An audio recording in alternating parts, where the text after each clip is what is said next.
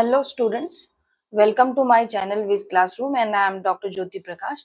और इस video lecture में हम कॉस्ट एंड मैनेजमेंट अकाउंटिंग के यूनिट 1 के पार्ट 2 के बारे में बात करेंगे, जिसमें है cost unit and cost control and cost reduction के बारे में जानेंगे। तो चलिए शुरू करते हैं। सो कॉस्ट यूनिट होता क्या है? वन यूनिट ऑफ प्रोडक्ट और सर्विसेज को प्रोड्यूस करने में जो कॉस्ट आ रहा है, दैट इज कॉस्ट यूनिट। उसको समझने के लिए लाइक एक दो एग्जांपल्स यहाँ पे है। लाइक ट्रांसपोर्ट में कॉस्ट यूनिट क्या होता है? Like per passenger kilometre. तो it means cost to carry one passenger per kilometre. Like brick factory, 1000 bricks का क्या कॉस्ट यूनिट है? तो इसका सिंपली कहने का मतलब cost to make 1000 bricks. So cost unit is what? Is one unit of a product or service for which we calculate the cost. जितनी भी प्रोडक्ट बना रहे हैं तो हम हर एक यूनिट का कितना कॉस्ट है, उसके हिसाब से जितने नंबर ऑफ यूनिट्स रहेंगे उसको मल्टीप्लाई करके हम टोटल कॉस्ट को कैलकुलेट कर सकते हैं। That is cost unit. आगे है cost control and cost reduction के बारे में। सो कॉस्ट कंट्रोल क्या होता है? जैसा कि control word is not very new. इसके बारे में आपने सुना होगा कि हम जो भी प्लान करते हैं और जो एक्चुअल में होता है उसको कंपेयर करते हैं। जो भी डेविएशंस आ रहा है उसमें हम रेक्टिफिकेशन करते हैं, जिससे कि जो प्रॉब्लम आ रही है वो ना हो। सो उसी तरीके से कॉस्ट कंट्रोल भी है कि कॉस्ट कंट्रोल क्या होता है, एक तरीके से मेंटेन करता है एक्चुअल कॉस्ट को किसके कंपैरिजन में, जो आपने प्लान किया है या जो स्टैंडर्ड कॉस्ट है। तो स्टैंडर्ड कॉस्ट क्या है? जो एक तरीके से एंड फोरकास्टेड कॉस्ट है या प्लान्ड कॉस्ट है, और एक्चुअल में उस प्रोडक्ट को बनाने में कितना कॉस्ट आया है उसको हम क्या करते हैं, कंपेयर करते हैं, ऐसा मैंने बताया। और अगर कुछ कंपैरिजन में लग रहा है कि किसी पर्टिकुलर एक्टिविटी में हमारा ज्यादा कॉस्ट आ रहा है तो उसको हम करेक्ट करेंगे, जिससे कि हमारा cost as per planned, as per standard ही इनकर हो। ऑब्जेक्टिव ऑफ कॉस्ट कंट्रोल क्या होता है कि हम भाई हमारा जो बजट है, जो हमने प्लान रख किया था या जो हमारी स्टैंडर्ड कॉस्ट आ रही थी, वो उसको उससे ज्यादा बढ़ने नहीं देना है। और किसी भी तरीके का अगर डेविएशन आ रहा है तो उसको डिटेक्ट करना और उसको करेक्ट करना। और अगर ये सारा कुछ आप कर रहे हो तो ऑब्वियसली इसका पर्पस ही होता है कि जो ऑपरेशनल एक्टिविटीज आपकी हो रही हैं वो इफिशिएंटली तरीके से और अच्छे तरीके से हो।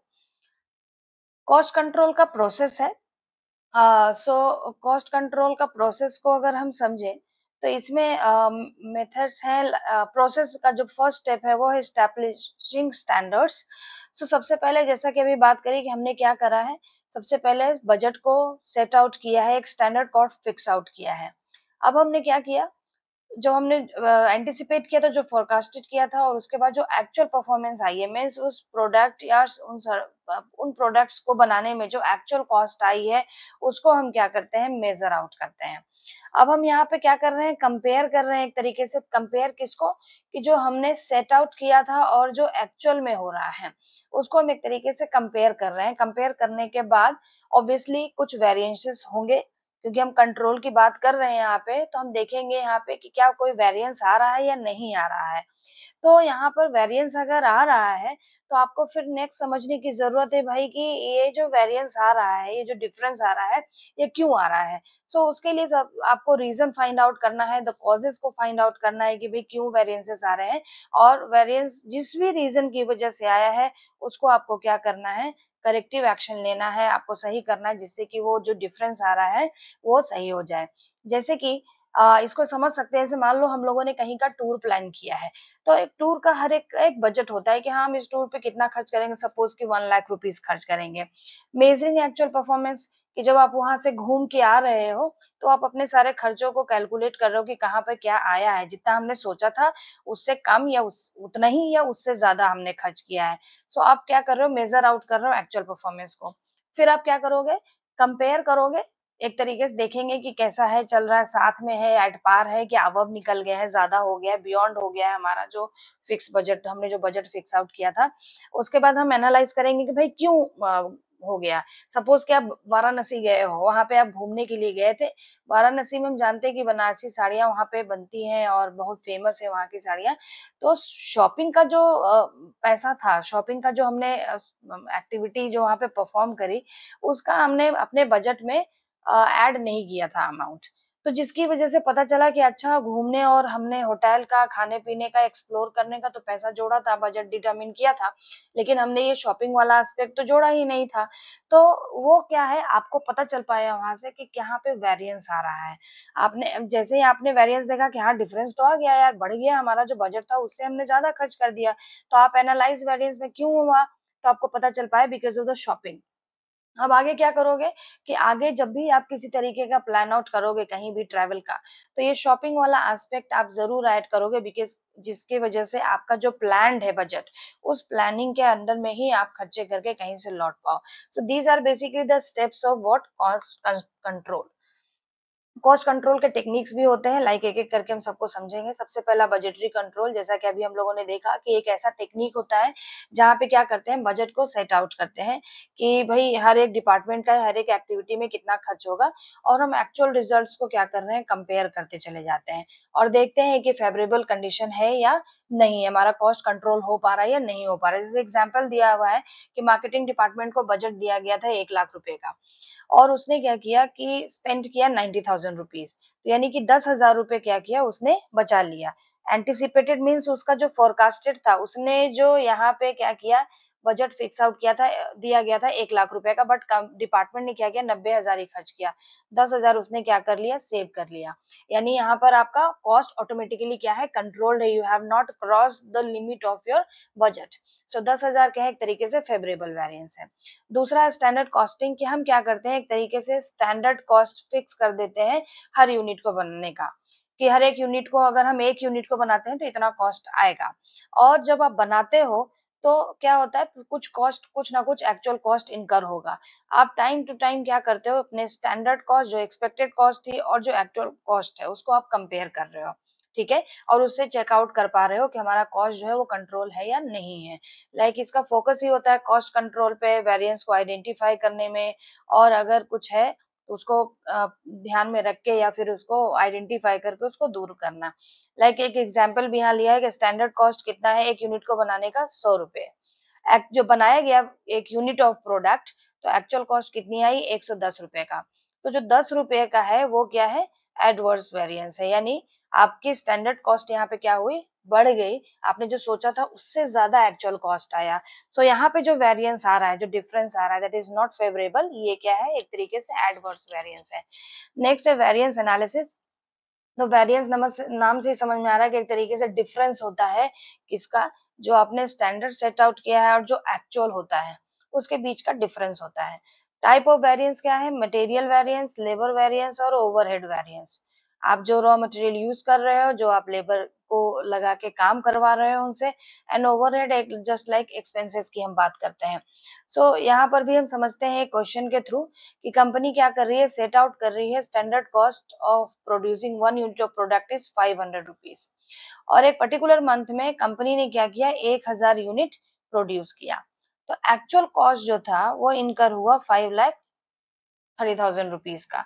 सो यहाँ पे हमें कैलकुलेट करना है स्टैंडर्ड कॉस्ट वेरिएंस और ये देखना है कि क्या कॉस्ट हमारी अंडर कंट्रोल थी या नहीं थी।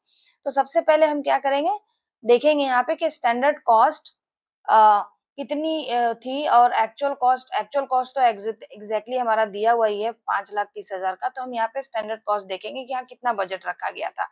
तो स्टैंडर्ड कॉस्ट एक यूनिट को प्रोड्यूस करने का कितना है 500 रुपीज और हमें कितना प्रोड्यूस करना है 1000 यूनिट। सो ओवरऑल हमारा जो आया कॉस्ट वो कितना है 5 लाख रुपए का और एक्चुअल जो कॉस्ट इनकर हुई है वो कितना है 5,30,000 का।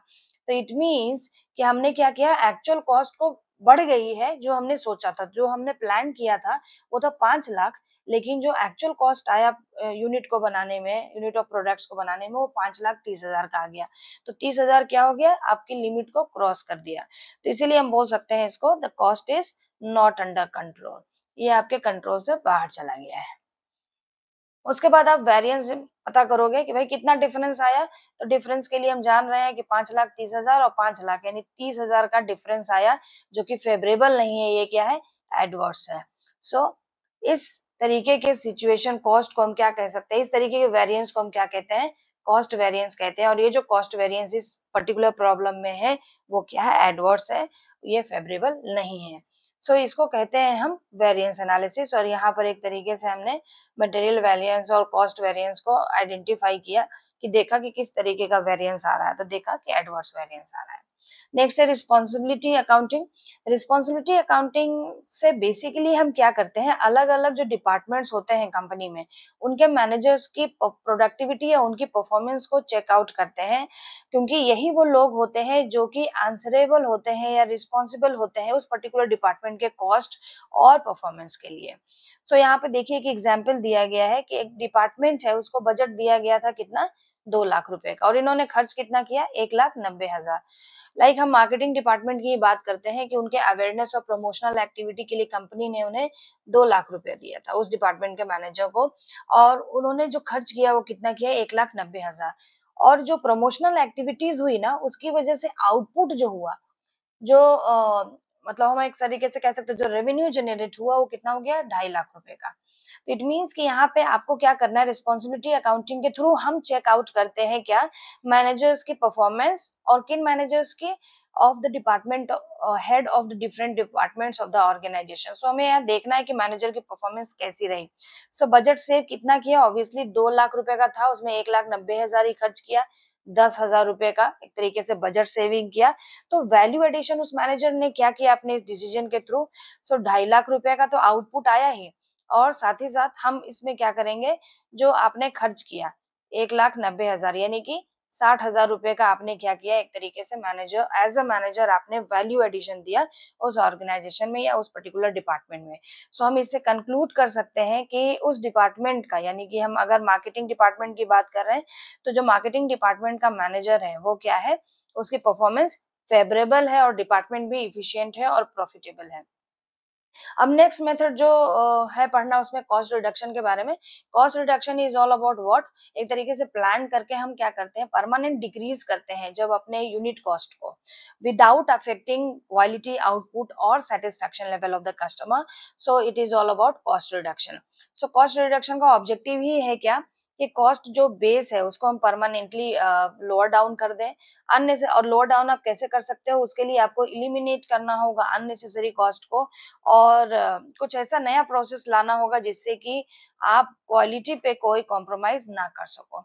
इसको समझने के लिए हम एक एग्जांपल आगे अभी समझते हैं। पहले इसको समझते हैं कि कॉस्ट रिडक्शन प्रोसेस क्या होता है। सबसे पहले identification of cost area, because now you are going to take decision regarding lowering down the permanent cost, तो दैट इज कॉस्ट रिडक्शन है। तो सबसे पहले आपको कहाँ कहाँ पे कॉस्ट इनकर हो रहा है, उन एरियाज को आइडेंटिफाई करिए। उसके बाद हर एक कॉस्ट एरिया को एनालिसिस करिए, उसको इवैल्यूएट करिए। उसके बाद डेवलपमेंट ऑफ ऑल्टरनेटिव्स, कि उसका दूसरा ऑल्टरनेटिव क्या हो सकता है जिससे हम उसको अगर इंट्रोड्यूस करें तो हमारा कॉस्ट रिड्यूस हो सकता है। आप उसको इम्प्लीमेंट करिए और कंटिन्यूअस मॉनिटरिंग करिए। इसको समझाने के लिए एक डे टू डे एग्जाम्पल मैं दे रही हूँ कि सपोज मैंने क्या था, मैं एक फुल टाइम एम्प्लॉय हूँ किसी कंपनी में 10 to 5, लेकिन because of one small kid मैंने क्या किया, अपने पूरे फुल टाइम को हाफ टाइम में कन्वर्ट कर दिया। और हाफ टाइम में कन्वर्ट करने से क्या होगा कि सपोज कि मेरी सैलरी थी 30,000 रुपीज, तो उन्होंने हाफ पे मुझे हाफ डे के लिए अलाउ किया 15,000 रुपीज। अब 15,000 rupees now my salary became. तो अब मुझे क्या करना है, अपने खर्चों को कंट्रोल नहीं करना है, मुझे अपने खर्चों को रिड्यूस करना है परमानेंटली। सो सबसे पहले मैं अपने कॉस्ट एरिया की, मेरे खर्चे कहाँ कहाँ पर हैं, ठीक है, उनको आइडेंटिफाई किया, उनको समझा कि कितना कौन नेसेसरी है, कौन सी एक्टिविटी को हम हटा सकते हैं या कौन से पर्टिकुलर काम को हम रोक सकते हैं, उसको समझा। सपोज कि मेरे घर में मैंने, क्योंकि मैं फुल टाइम पहले जॉब करती थी, तो मैंने अपने घर में एक फुल टाइम मेड रख रखी थी जो 15,000 रुपए लेती थी मुझसे। लेकिन क्योंकि अब मैं खुद ही 15,000 रुपए कमा रही हूँ, तो मैं कैसे दे सकती हूँ अपनी मेड को। सो यहाँ पे मुझे क्या करना है, डेवलपमेंट ऑफ ऑल्टरनेटिव्स ढूंढना है। अब ऑल्टरनेटिव में क्या हो जाएगा कि बिकॉज अब मैं घर में हूँ, तो I can take care of my kid, जो कि मेरी मेड कर रही थी, तो उसको मैं हटाकर क्या करूंगी, अपने घर के काम के लिए, हाउस होल्ड एक्टिविटीज को परफॉर्म करने के लिए now I will hire new made. जो बात करी गई है कि अब आप ढूंढिए कि मोस्ट इफेक्टिव मेथड, तो मैं एक नई मेड को ढूंढूंगी जो मैनेज कर लेगी साफ सफाई या बर्तन धोने का। सो उसको मैं हटाकर नई मेड को अपॉइंट कर दूंगी, मीन्स इम्प्लीमेंट कर दिया newer change into my the overall cost my activities in fact. And time to time you have to monitor कि क्या मैं पैसे बचा पा रही हूँ, परमानेंटली डिक्रीज हुआ मेरा जो कॉस्ट आ रहा था या नहीं आ रहा था। तो it is all about cost reduction process. Cost reduction के भी टेक्निक सकते हैं, एक एक करके समझेंगे। तो सबसे पहला है value analysis, value engineering. So value is equal to function upon cost. एक ऐसा टेक्निक जिससे हम क्या करते हैं, वैल्यू को मेंटेन किए रहते हैं और हमारा पर्पस होता है कॉस्ट रिड्यूस करना कॉस्ट को। सो यहाँ पे एक एग्जाम्पल दिया हुआ है कि instead of a metal handle costing, जो मेटल हैंडल है उसका कॉस्ट आ रहा था 100 रुपीज। तो उन्होंने क्या किया, कंपनी ने डिसाइड किया कि हम प्लास्टिक हैंडल लाएंगे जो कि 60 रुपीज का है, स्ट्रॉन्ग प्लास्टिक हैंडल, जिससे कि उसकी ड्यूरेबिलिटी बनी रहे। तो यहाँ पे सोच देखना है कि क्या कॉस्ट आप रिड्यूस कर पाए हो। तो यहाँ पे देखा गया कि जो प्रोडक्ट का कॉस्ट है वो तो एग्जाम्पल था कि सपोज कि हमने मेटल हैंडल को 100 रुपीज वाले को रिप्लेस करके नाउ 60 रुपीज का, जो भी एग्जाम्पल में मैंने समझाया वो एग्जैक्टली यही है। अब उसको समझने के लिए एक प्रैक्टिकल प्रॉब्लम है कि एक प्रोडक्ट की कॉस्ट है 500 rupees. So after value engineering ये देखा गया कि हम इस प्रोडक्ट को अगर हम काम करें सही तरीके से तो उसकी कॉस्टिंग आएगी 440 रुपीज। सो आप परसेंटेज कैलकुलेट करिए कितना आप कॉस्ट को रिड्यूस कर पा रहे हो, सेव कर पा रहे हो। तो ये तो सिंपली है 500 माइनस 440 डिवाइडेड बाई 500। तो देखा गया कि 12% की कॉस्ट सेविंग हो रही है। वर्क स्टडी मेथड क्या है कि इसके थ्रू हम फाइंड आउट करते हैं the best way of doing a job, और जो अननेसेसरी की चीजें हैं, जो मोशंस हो रहे हैं, जो एक्टिविटीज हो रही है उसको एलिमिनेट करना। और यहाँ पे साथ ही साथ हम टाइम को भी मेजर आउट करते हैं टू परफॉर्म ईच टास्क, जिससे कि हमारा जो प्रोडक्टिविटी है वो इम्प्रूव हो। अब यहाँ पे एक प्रैक्टिकल प्रॉब्लम है, एक क्वेश्चन है कि एक वर्कर क्या कर रहा है, अभी 20 मिनट ले रहा है एक प्रोडक्ट को असेंबल करने में। सो इस मेथड को अगर वो फॉलो करे तो टाइम को वो क्या कर रहा है, 20 मिनट तक रिड्यूस, यानी 5 मिनट वो रिड्यूस कर दे रहा है। और वर्कर 8 यूनिट पर डे बना रहा है। सो वो रिड्यूस करने के बाद कितने मोर यूनिट्स और बना सकता है। सो अज्यूम किया गया है, एक अजम्पशन ऑब्वियसली होगा यहाँ पे कि एक वर्कर 8 घंटे काम करता है पर डे। सो 8 घंटे मल्टीप्लाइड बाई 60 मिनट्स यानी 480 मिनट्स वो पर डे काम कर रहा है। सो हम यहाँ पे इसको कैलकुलेट कैसे करेंगे, होल्ड कैपेसिटी कितनी है 480 डिवाइडेड बाय पहले वो कितना ले रहा था, ये ले रहा था पहले 20 मिनट्स। सो 480 डिवाइडेड बाय 20, ये कितने यूनिट्स हो गए, 24 यूनिट्स। और न्यू कैपेसिटी में ऑब्वियसली जो वर्किंग आवर है उसका वो क्या है 480 मिनट्स है, और अब वो कितना ले रहा है 15 मिनट ही ले रहा है। तो अब वो कितना बना पा रहा है 32 यूनिट्स। यानी आप देख रहे हो कि टाइम एंड मेथड जो स्टडी है उसको जब हमने फॉलो किया तो कहीं ना कहीं यूनिट प्रोडक्शन बढ़ गया। यानी कि इस पर्टिकुलर प्रॉब्लम में हमने देखा कि टाइम को जो रिड्यूस किया गया है और अननेसेसरी एक्टिविटीज को रिमूव किया गया है, तो उसकी वजह से यूनिट्स ज्यादा प्रोड्यूस हो रहे हैं। सो ये एक तरीके से कॉस्ट रिडक्शन है कि आपने परमानेंट अपने कॉस्ट को लोअर डाउन किया, बट प्रोडक्टिविटी आपकी कहीं भी हिल नहीं रही है, आपकी प्रोडक्टिविटी मेंटेन है। नेक्स्ट है सिंप्लीफिकेशन एंड स्टैंडर्डाइजेशन। ये तो नाम से ही समझ में आ रहा है सिंप्लीफिकेशन, सिंपली कहने का मतलब कि जो कॉम्प्लेक्स टास्क है उसको आपने क्या किया, सिंपल सिंपल एक्टिविटीज में ब्रेक डाउन कर दिया, और ऑब्वियसली उससे आपका कॉस्ट तो रिड्यूस होगा। स्टैंडर्डाइजेशन कहने का मतलब एक पर्टिकुलर स्टेप या एक पर्टिकुलर प्रोसेस आपने फिक्स आउट कर दिया और उसी को वो फॉलो कर रहे हैं बार बार अपनी एक्टिविटीज को परफॉर्म करने के लिए। सो इससे भी कॉस्ट रिड्यूस होगा और क्वालिटी इंप्रूव होगी। नेक्स्ट है काइजन मेथड। काइजन बेसिकली एक जापानीज वर्ड है जिसका मतलब होता है चेंज फॉर बेटर। और ये क्या करते हैं, ये भी एक तरीके से स्मॉल स्मॉल इम्प्रूवमेंट्स करते हैं जिससे कि आपका जो नाम है कि बेटरमेंट होते रहे। सो इसमें भी एक प्रैक्टिकल केस दिया हुआ है कि रीअरेंजिंग करता है, सजेस्ट कर रहा है एक वर्कर जिससे कि मूवमेंट क्या हो, रिड्यूस हो। इससे वो सेव कर पा रहा है 2 मिनट्स पर cycle in 100 cycle daily operation. तो कितना बचा पा रहा है वो समय, तो 2 मिनट्स 100 साइकिल डेली करना है उसे, तो 200 मिनट्स। और इसको अगर हम देखें आवर्स में कन्वर्ट करके तो 3 घंटे 20 मिनट वो डेली सेव कर पा रहा है अंडर दिस मेथड। अगर सेव हो रहा है तो इसमें कहीं ना कहीं उस बचे हुए टाइम में वो ज्यादा प्रोड्यूस कर सकता है और अपनी इफिशियंसी और प्रोडक्टिविटी बढ़ा सकता है। क्वालिटी सर्कल की बात करें तो क्वालिटी सर्कल नाम से समझ में आ रहा है, group of small group of employees जो कि वॉलंटरी तरीके से क्या करते हैं, रेगुलरली मिलते हैं, प्रॉब्लम को आइडेंटिफाई करते हैं और आपस में ही बातचीत करके जो सॉल्यूशन निकलता है वो निकालते हैं। और कहीं न कहीं इसका पर्पस ही होता है कि हम प्रॉब्लम सॉल्विंग के लिए मिल रहे हैं सो दैट कि हमारी क्वालिटी इम्प्रूव होते रहे। इसका भी एक एग्जाम्पल दिया हुआ है कि यहाँ पे भी एक कॉमन डिफेक्ट पाया गया और प्रपोज किया गया कि 2000 हम फिक्स 20,000 हम फिक्स कर देते हैं तो कहीं न कहीं अवॉइड करेगा 100 इफेक्टिव यूनिट्स पर मंथ जो हो रहा है और ईच कॉस्टिंग है 300 रुपीज़ रीवर्क करने के लिए। तो क्या ये डिसीजन आप लोगों ने क्योंकि सजेशन दिया तो क्या ये मानने लायक है या नहीं है? तो उसको देखेंगे मंथली सेविंग कितनी हो रही है 100 और मल्टीप्लाइड बाय ये जो 100 डिफेक्टिव यूनिट्स हो रहे हैं तो 100 मल्टीप्लाइड बाय 300 यानी 30,000 रुपीज।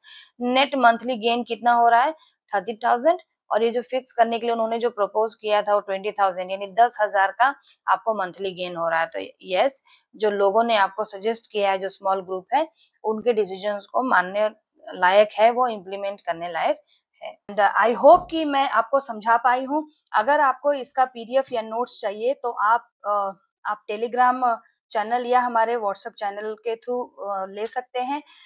उसका जो लिंक डिटेल है वो आपको डिस्क्रिप्शन में मिल जाएगा। अगर आपको ये वीडियो पसंद आया हो, अच्छा लगा हो, मैं आपको समझा पाई हूँ, तो इसको सब्सक्राइब करिए, लाइक करिए और शेयर करिए।